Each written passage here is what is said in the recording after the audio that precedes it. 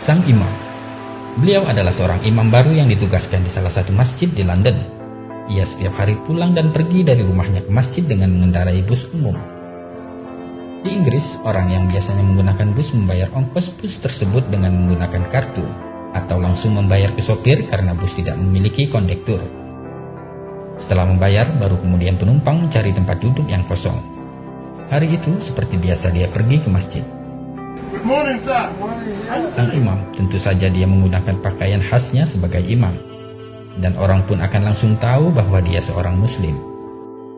Ketika bus datang, dia naik dan seperti biasa dia membayar ongkos pada sang sopir. Karena hari itu dia tidak ada uang pas, maka ia membayar dan mendapatkan kembalian dari sang sopir. Sang imam pun mencari tempat duduk di bangku belakang yang kosong. Di tempat duduknya, sang imam menghitung uang kembalian dari sopir yang ternyata lebih 20 sen. Ia menyadari bahwa uang kembalian dari sang sopir ini lebih 20 sen, sejenak ia pun terpikir, uang ini dikembalikan atau tidak. Dia berbicara di dalam hati, cuma 20 sen saja. Lagi pula bus ini adalah perusahaan besar. Apalah arti uang 20 sen ini?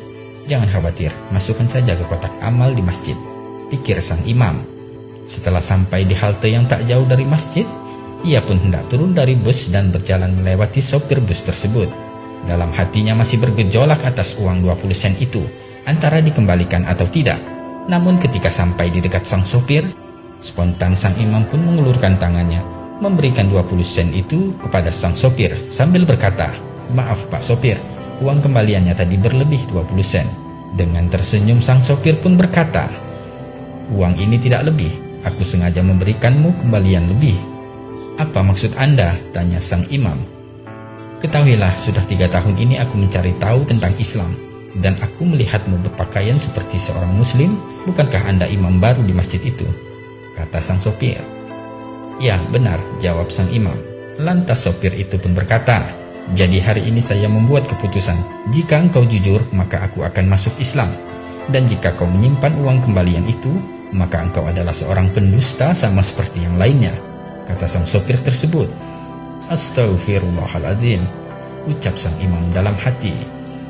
Alangkah tercengangnya imam masjid tersebut sambil beristighfar berkali-kali menyesali apa yang telah dipikirkannya tadi jika ia tidak mengembalikan uang 20 sen itu.